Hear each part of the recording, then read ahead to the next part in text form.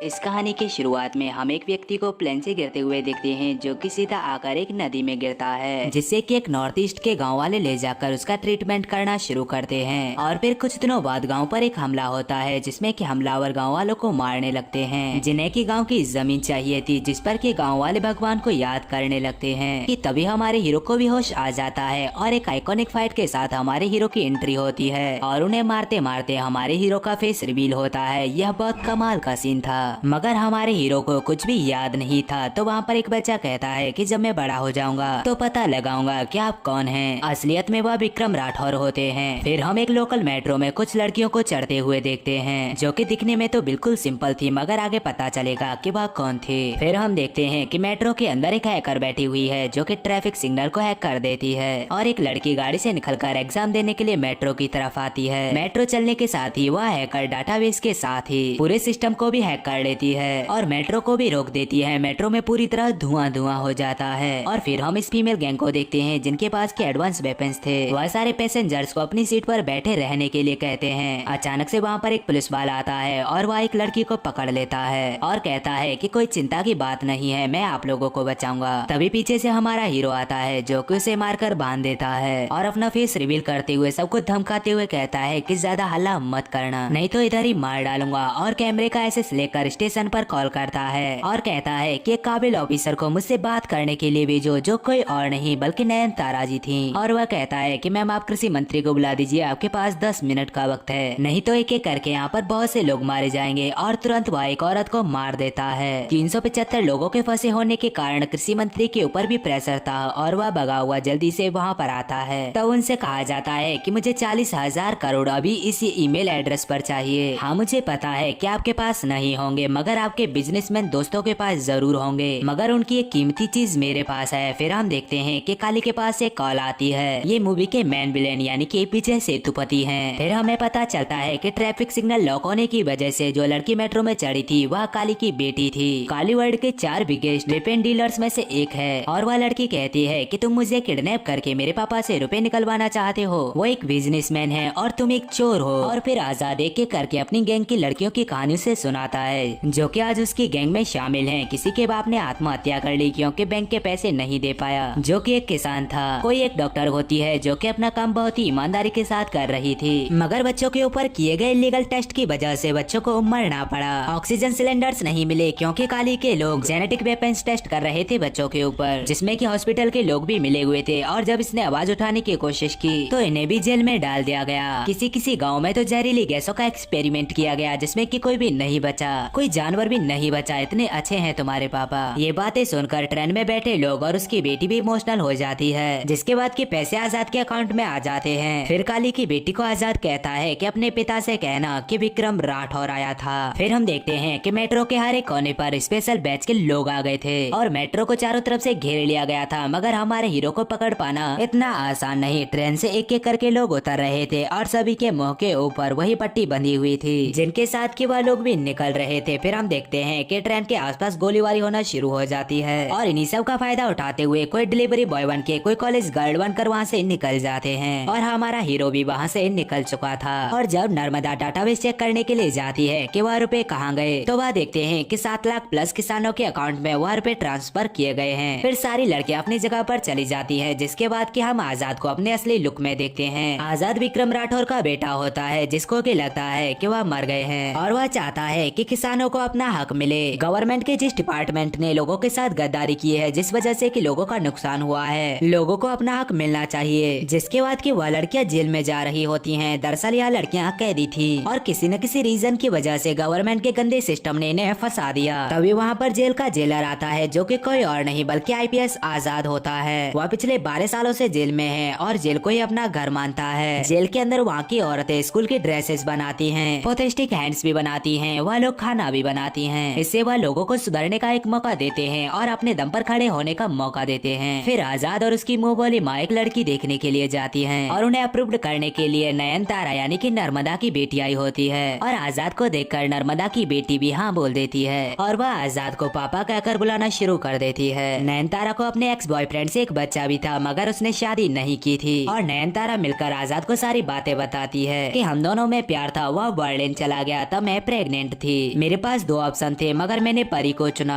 आजाद कहता है कि उसने तो मुझे अपना लिया अगर आप हाँ बोलते हो, जिस पर कि नयनतारा हाँ कह देती है। जिसके बाद कि हम एक हेल्थ मिनिस्टर को देखते हैं जो कि एक हॉस्पिटल के बारे में जमकर झूठ बोल रहा था कि उसने सरकारी हॉस्पिटल को एक हाईटेक हॉस्पिटल बना दिया है, जिस वजह से क्या प्राइवेट हॉस्पिटल की तो जरूरत ही नहीं है क्योंकि वह सारी सुविधाएं आपको सरकारी हॉस्पिटल में मिलेंगी। अगर मुझे कोई गोली मारेगा तो मैं सरकारी हॉस्पिटल में जाऊंगा। और उसकी ये ख्वाहिश भी पूरी हो जाती है, उसकी छाती पर आकर एक गोली लगती है। जिसके बाद के आजाद के लोग हेल्थ मिनिस्टर को किडनैप करके उसी सरकारी अस्पताल में ले जाते हैं। और नर्मदा जी से बातें करते हुए कहता है कि कुछ सालों पहले इस हॉस्पिटल के जो एमडी थे उन्हें बुलाया जाए और उससे कबूल कराया जाए कि कुछ सालों पहले हॉस्पिटल में क्या हुआ था। फिर काली एमडी को इंस्ट्रक्शंस देता है और वह सारी बातें कबूल कर लेता है, कैसे बच्चों के ऊपर दवाइयों का टेस्ट किया गया और कैसे मेरी लापरवाही की वजह से कई सारे बच्चे मारे गए। इरनी ने तो उन्हें बचाने की कोशिश की थी मगर हमने उसे ही फंसा दिया। फिर आजाद कहता है कि हमारा काम तो खत्म हो गया, हमें लेने के लिए एक चॉपर भेज दीजिए और हम सेफली यहाँ से निकल जाएंगे। नयनतारा उनकी ये डिमांड भी पूरी कर देती है। चॉपर तो आता है मगर उन लोगों को लेने के लिए नहीं बल्कि मारने के लिए। और यहाँ पर बहुत अच्छे फाइटिंग सीन्स दिखाए गए हैं। जिसके बाद के आजाद और नर्मदा के बीच एक फाइटिंग होती है जिसमें कि आजाद जीतकर हेलीकॉप्टर से भागने लगता है और नयनतारा के पास उसका मास्क आ जाता है। और इधर काली अपने भाई से कहता है कि मैं कुछ दिनों के लिए रसिया जा रहा हूँ एक वेपन डीलिंग के लिए रशियंस के साथ, एक बार मैं आ जाऊँ फिर इसे भी निपट लेंगे, तब तक तो शांत रहना। नयनतारा अपनी टीम को उस मुखौटे के अनुसार एक स्केच बनाने के लिए कहती है। जिसके बाद के आजाद और नर्मदा शादी कर लेते हैं। वह दोनों काफी खुश थे और इन सबसे ज्यादा खुश थी परी जिसे कि एक पापा मिल चुके थे। और इधर जिगर ने 2-3 पिक्चर्स रेडी कर ली होती है और रूम के अंदर जेल से लड़की आजाद को कॉल करके फर्स्ट नाइट के बारे में पूछती है और मजाक करने लगती है। नयनतारा के पास जिगर वह फोटो सेंड करती है तब उसे पता चलता है कि आजादी विक्रम राठौर है जो कि सारे कांड कर रहा है। फिर क्या नर्मदा आजाद पर गन तान देती है और उसके कंधे पर गन शॉट करती है कि तभी उन दोनों के ऊपर भी गोलियां चलना शुरू हो जाती है। आजाद किसी तरह नर्मदा को बचा लेता है और उन सारी गोलियों की आवाज वह लड़कियां जेल में सुन रही थीं और वह लोकेशन को ट्रैक करके आजाद की तरफ बढ़ने लगती हैं। जब आजाद और नर्मदा को होश आता है तो वह बंधे हुए होते हैं जिन्हें के काली के भाई ने किडनैप किया था। वह आजाद और नर्मदा को बहुत मारते हैं। वह नर्मदा के हाथ पर गोली भी चला देते हैं। लड़कियां भी तब तक वहाँ पर पहुँच जाती हैं मगर उनके पहुँचने से पहले वहाँ पर विक्रम राठौर आ जाता है और वह कहता है कि बेटे को हाथ लगाने से पहले बाप से बात कर। जहाँ पर कि शाहरुख खान का जबरदस्त लुक दिखाया गया है और एक आइकॉनिक फाइट भी दिखाई गई है। सबको मारने के बाद विक्रम आजाद के भाई को मार देता है और अपने बेटे को लेकर वहाँ से चला जाता है। और जब रसिया में काली का डील डन हो रहा था कि तभी उसे कॉल आता है और जब वह मुर्दाघर में अपने भाई को लेटे हुए देखता है तो उसे काफी गुस्सा आती है और कहता है कि मैं तेरी मौत का बदला जरूर लूंगा। और दूसरी तरफ नयनतारा एक प्लान बनाकर उसी सेल में आ जाती है जहाँ पर कि वह लड़कियां थीं और सरकार और आजाद के बारे में अनाप शनाप कहने लगती है कि आजाद को यह सब करने की क्या जरूरत थी। तो वह लड़कियां कहती हैं कि मैम आप आजाद के बारे में कुछ भी नहीं जानती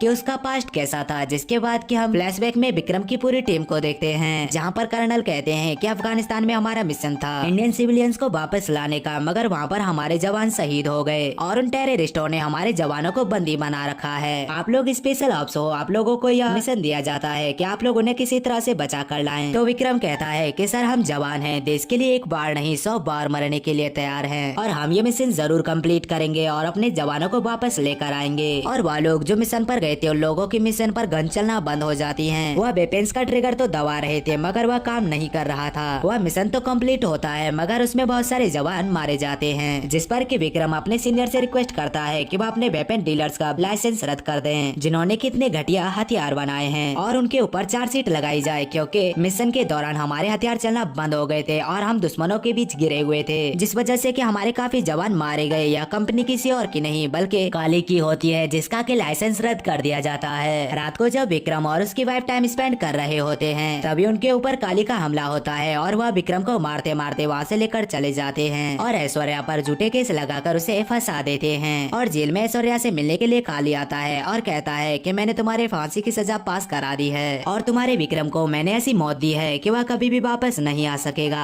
हम देखते हैं कि विक्रम में कई गोलियां मारी जाती हैं और उसे प्लेन से गिरा दिया जाता है और ऐश्वर्या को फांसी देते समय अचानक से वह बेहोश हो जाती है। तो डॉक्टर बताती है कि आप प्रेग्नेंट है और लॉ के हिसाब से जब तक उसका बच्चा 5 साल का नहीं हो जाएगा तब तक उसे फांसी नहीं दे सकते। और दूसरी तरफ आजाद को होश आ जाता है तो जैक बताता है ट्रेन में जब तुमने मेरे साथ लड़ाई किया था तो मैंने तुम्हारी शक्ल को पहचान लिया था और तुम्हारा नाम सुनकर था मैंने रिसर्च करना शुरू किया। मुझे स्पेशल ऑप्स के बारे में पता चला, फिर मैं इन लोगों से मिला और मैं इन्हें लेकर अपने गाँव में पहुँचा क्योंकि जब जब मैं छोटा था तो मैंने इनसे एक वादा किया था कि जब मैं बड़ा हो जाऊंगा तो इन्हें इनकी पहचान बताऊंगा, जो कि आज मैंने ढूंढ के निकाल दिया। तुम्हारे पिता विक्रम राठौर हैं। इन्हें कुछ भी याद नहीं है, मगर हमने इन्हें बताया है कि तुम इनके बच्चे हो और ये बस इतना ही जानते हैं। इनके दिल में तुम्हारे लिए कोई भी फीलिंग्स नहीं है। और इसके बाद हम नर्मदा को देखते हैं, जो कि इतना सब सुनने के बाद आजाद और विक्रम के साथ ही मिल जाती है और वह मिलकर प्लान बनाते हैं कि वह काली को किस तरह हराएंगे। और वह लोग प्लान बनाते हैं कि वह काली के शिपमेंट्स चुरा लेंगे, जिसके बाद के सभी लोग मिलकर एक भयंकर फाइट के साथ वह शिपमेंट्स चुरा लेते हैं। और आखिरी में काली के लोग विक्रम को पकड़ लेते हैं और वह उन लोगों को टॉर्चर करने लगते हैं। और फिर टीवी में एक लाइव चालू होता है, जहाँ पर हम देखते हैं कि आजाद ने पूरी ईवीएम मशीन को चुरा लिया था,